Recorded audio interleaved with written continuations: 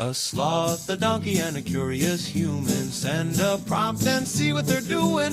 One hits record with a question on his mind. Two brothers pick it up, see what they find. Corn takes his time, Herman's got the facts. Back and forth, they never hold back. My weird prompts, come on in, that's where we begin. My weird prompts, glad you're here. This episode was generated using artificial intelligence. Please verify facts. My Weird Prompts is a community-driven initiative exploring how AI can fuel curiosity and uncover the fascinating ways our world works. GPU compute for this podcast is generously provided by Modal. Learn more at modal.com. You know, Herman, I was looking at the calendar today, March 24th, 2026, and thinking about how much the digital landscape has shifted just in the last couple of years. We talk about progress and social evolution all the time. But then you see a report like the one from the American Institute for Boys and Men that dropped yesterday, and it feels like we are living in two completely different worlds simultaneously. It is as if the public square is moving toward one version of humanity, while the private screen is sprinting in the opposite direction. Herman Poppleberry here, and you are hitting on the exact friction point that Daniel sent over in his prompt today. Today's prompt from Daniel is about the widening chasm between our institutional social norms, the things we say in public, the policies we write, the political correctness we enforce, and the incredibly visceral, often violent content that has become the baseline for modern pornography. Daniel is specifically asking us to look at the normalization of violence, the persistence of racial stereotyping, and what this says about human nature versus social engineering. It is a question of whether our evolved standards are actually taking root, or if they are just a thin coat of paint over something much more primal. It is a heavy one, but necessary.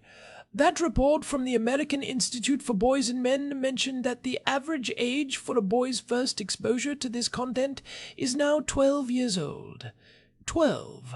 At that age, you are barely figuring out how to tie your shoes without looking down or navigating the complexities of a middle school hallway. And suddenly you are being hit with a version of human interaction that is, frankly, unrecognizable to most of us in our daily lives. We are talking about a generation whose primary driver of sexual socialization isn't a conversation with a parent or a health class.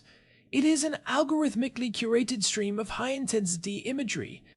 The disconnect is staggering. On one hand, we have never been more sensitive as a culture to things like microaggressions, inclusive language, or the nuances of consent. We have HR departments and social media watchdogs ensuring that our public discourse is sanitized and respectful. But on the other hand, the most consumed media on the planet is moving in the opposite direction. If you look at the 2025 Independent Porn Review by Baroness Gabby Burton, she found that acts like slapping and strangulation have moved from the niche corners of the internet straight into the mainstream. It is no longer a subculture. It is the default setting for what is being labeled as sexual norms. We are essentially seeing the birth of a shadow culture that rejects the very social evolution we claim to be achieving. I saw that the UK government actually stepped in on March 5th of this year. They have made strangulation a priority offence under the Online Safety Act. It is essentially an attempt to criminalize the depiction of these acts because they have become so ubiquitous that they are being treated as standard practice. But here is the thing that gets me, Herman. We are told that we are evolving, that we are becoming more enlightened and empathetic. If that is true, why is the demand for this stuff through the roof? Is the Online Safety Act actually going to do anything, or is it just trying to put a lid on a volcano that has already erupted? It feels like we are trying to legislate against a psychological tide. That is the big question. When you look at the statistics from the Institute for Addressing Strangulation, or IFAS, they found that 35% of individuals aged 16 to 34 have been choked during sex. What is even more alarming is that 17% of them reported it happened without prior consent. That is nearly 1 in 5 people in that age bracket experiencing a high-risk physical act without even a conversation beforehand. It suggests that the media isn't just reflecting behavior anymore, it is actively training it. It is creating a script where violence is the prerequisite for intimacy. You are touching on the Toolhofer hypothesis there, right? Alexander's tool. Hofer has been looking at whether this content is an accelerator for aggression or just a safety valve. I have always been skeptical of the safety valve argument. The idea that someone with callous traits uses this content to get it out of their system so they don't do it in real life. It seems like wishful thinking. It feels more like a feedback loop, where the reward circuitry in the brain gets wired to associate violence with pleasure. If you are constantly feeding the brain high-intensity, aggressive stimuli, you aren't venting the impulse, you are domesticating it.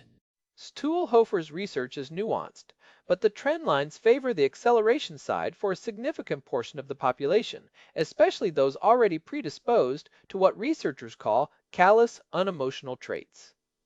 When you gamify sexual violence through endless scrolling and algorithmic recommendations, you are essentially desensitizing the viewer. The brain requires more intensity to get the same chemical hit. It is a technical process of habituation. A slap leads to a choke, which leads to something even more extreme because the baseline for excitement is constantly being pushed further out. In a digital environment, there is no enough. And it is happening in a vacuum of real-world experience for these 12-year-olds. If your first map of the world is drawn by an algorithm designed to keep you clicking, you are going to end up in some pretty dark territory before you even understand what a healthy relationship looks like. But it is not just the violence that Daniel wanted us to look at. There is this massive issue of racial stereotyping that seems to fly completely under the radar of the people who usually scream the loudest about representation. We have this bizarre situation where a person might be an activist for racial justice during the day and then consume content that relies on the most regressive racial tropes at night. This is where the hypocrisy of the digital age really shows its teeth. We spend all day debating whether a movie cast is diverse enough or if a brand's social media post is sufficiently inclusive. But data from major platforms indicates that approximately 40% of the top searches are explicitly racially charged. A 2024 study by the Sexual Exploitation Research and Policy Institute, or the SE-SERP Institute, highlighted that Black and Latino men are still being funneled into these aggressive, quote-unquote, thug caricatures. Meanwhile, Asian women are trapped in these submissive tropes that feel like they were pulled straight out of the 19th century. It is bizarre. In any other mainstream context, a company using those tropes would be burned to the ground by HR departments and social media mobs. But in the world of adult entertainment, these caricatures aren't just tolerated, they are the profit center. It makes me wonder if our quote-unquote evolved society is just a thin veneer we paint over a much more visceral, unevolved core. Are we just pretending to be enlightened during business hours? It is as if we have created a public performance of progress while maintaining a private sanctuary for prejudice. There was a fascinating academic study released just a couple of weeks ago on March 9, 2026, regarding what they call authenticity in pornography. The researchers found that many consumers actually perceive this politically incorrect or visceral content as more authentic. They view the standards of political correctness as a form of external social engineering, something being forced on them by institutions, schools, and governments, whereas the gut reactions and intensities they find in this content feel like their true nature. It is the authenticity paradox. People are starting to equate being a good person with performing for the authorities and being yourself with indulging in bias and aggression. That is a dangerous paradox, Herman.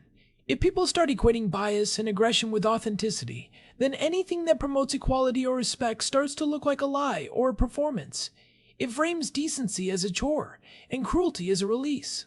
I think we have to ask ourselves, are these visceral reactions actually our human nature? Or have we just spent 20 years letting tech companies cultivate our worst impulses because they are easier to monetize? Is it nature, or is it just a very well-funded habit?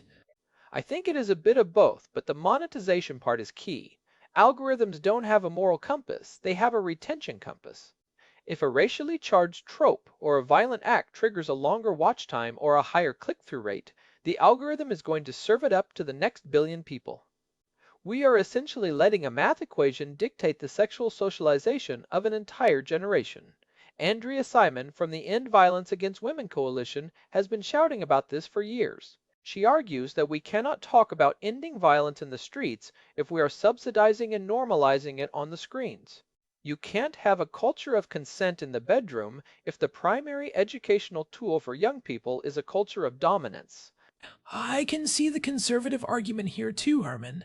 There is a sense that by trying to engineer a perfectly sanitized public square, we have pushed all the messiness of human nature into this unregulated digital basement. And because it is in the basement, there is no sunlight, no accountability, and no mentorship. We've replaced traditional rites of passage and community standards with a borderless, anonymous feedback loop of the most extreme content imaginable. We have treated the village for the server farm, and the results are showing up in the mental health and behavior of young men. And the institutions that should be providing that mentorship are often too afraid to even acknowledge the problem because the topic is so taboo, or they focus on the wrong things. They focus on whether the content is inclusive instead of whether the content is destructive. Haley McNamara over at the National Center on Sexual Exploitation is preparing to release their 2026 Dirty Dozen list on March 31st. I expect we will see some major tech platforms on that list this year, specifically for how their recommendation engines facilitate this stuff. It is not just about the content creators. It is about the infrastructure that makes the content unavoidable. You mentioned the UK's Online Safety Act earlier. Do you think government intervention is actually a viable path here? Because the internet doesn't really care about borders. If the UK bans the depiction of strangulation, won't the servers just move to a different jurisdiction? We have seen this cat and mouse game with digital piracy and other regulated content for decades. That is the technical hurdle, certainly. But the UK is trying a different tactic by putting the pressure on the payment processors and the search engines. If you make it difficult to find and difficult to pay for, you reduce the casual consumption. However, the deeper issue is the demand. As long as there is a psychological craving for this visceral intensity, someone will find a way to provide it. This is why David Sasaki at the American Institute for Boys and Men is focusing on the developmental side. We need to understand why young men, in particular, are gravitating toward content that depicts the degradation of women as a source of pleasure. We have to address the why before we can effectively regulate the how. It feels like a failure of imagination. We have reached a point where we can't imagine intimacy without intensity, and we can't imagine intensity without some form of dominance or violence. It is a very flat, very hollow version of what it means to be human. And when you add the racial component, you are basically reinforcing a hierarchy of human value that we supposedly spent the last century trying to dismantle. We are using 21st century tech to revive 19th century prejudices. It is the ultimate regression. We are using the most advanced technology in human history to broadcast the most primitive and prejudicial ideas we have ever had. The SERP Institute study was very clear about this. These tropes rely on colonial-era caricatures. We are essentially high-tech cavemen. What I find wild is that the people who claim to be the most progressive often ignore this because they don't want to seem like they are moralizing or anti-sex. But there is a massive difference between sexual freedom and the systematic normalization of violence and racism. We've confused liberation with deregulation. I think we need to call it what it is. It is a form of digital pollution. Just like we realize that dumping chemicals into a river eventually poisons the whole town. Dumping this kind of content into the collective consciousness is poisoning our ability to relate to each other as equals. If you spend your formative years watching people who look like you being treated as thugs, or people who don't look like you being treated as objects, that doesn't just stay on the screen. It informs how you walk into a room, how you interview for a job, and how you treat your partner. It creates a baseline of expectation that is fundamentally dehumanizing. And it creates a massive amount of cognitive dissonance. You have these young men who are told in school to be sensitive, to be allies, to be respectful. Then they go home and their phone tells them that real masculinity is about slapping and choking. That creates a psychological split. It makes the public world feel like a performance, a set of rules you have to follow to stay out of trouble, and the private world feel like the truth. That is exactly what that March 9th study on authenticity was pointing toward. When the gap between our ideals and our reality gets too wide, people eventually abandon the ideals because they feel fake. They start to resent the PC world as a prison of lies. So, what is the takeaway for someone listening to this in March of 2026? Because it feels like a tidal wave. If you are a parent or just a concerned citizen, where do you even start? How do you compete with an algorithm that has a direct line to a child's dopamine receptors? First, we have to break the taboo. We have to be able to talk about the content of pornography without people getting defensive or shutting down. We need to acknowledge that this is a primary driver of social education now. Second, we need to look at the work of people like Jessica Asado and others who are pushing for better age verification and corporate accountability. If a site is profiting from the depiction of priority offenses like strangulation, they shouldn't have access to the mainstream financial system. We need to stop treating these platforms as neutral hosts and start treating them as publishers with editorial responsibility. I would add that we need to stop being afraid of the word moral. We have spent so much time trying to be non-judgmental that we have lost the ability to say that certain things are just objectively bad for the human soul and for our social fabric. Normalizing violence against women is bad. Using racial caricatures for profit is bad. We don't need a degree in sociology to know that.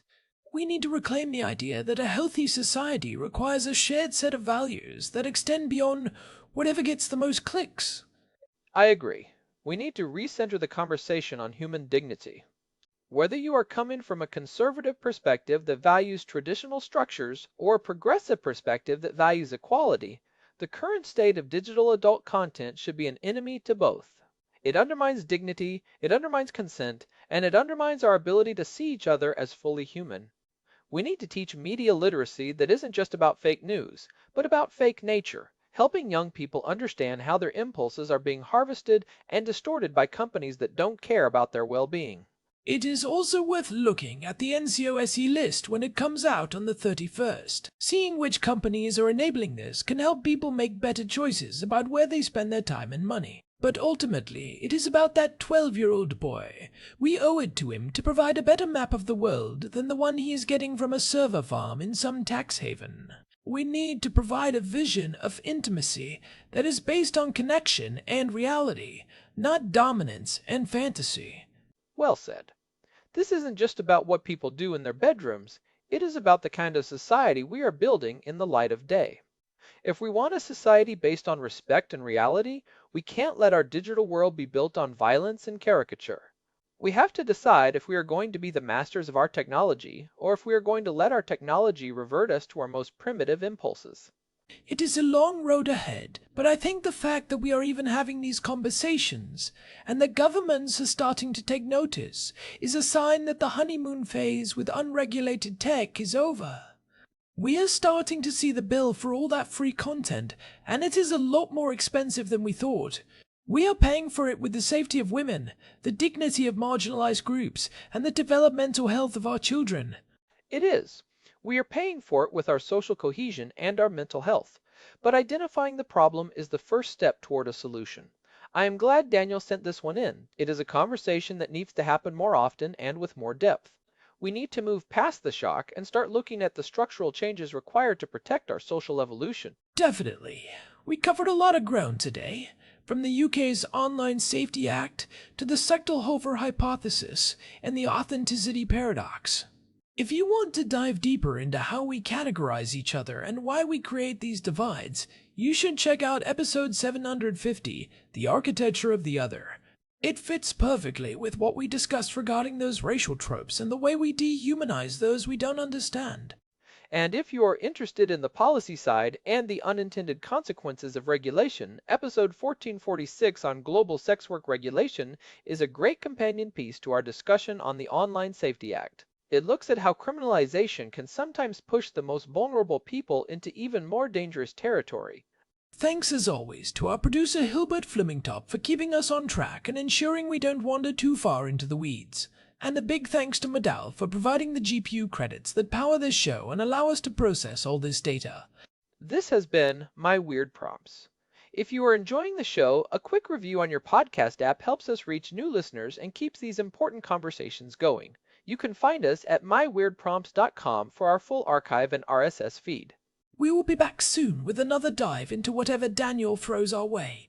Until then, keep your wits about you, and remember that the world on your screen isn't always the world in front of you. Goodbye, everyone. This episode was generated using Gemini Flash 3. Text-to-speech engine was Chatterbox. Thanks for listening to our show. my weird prompts where our thoughts go from slow takes to facts on cue. We change and follow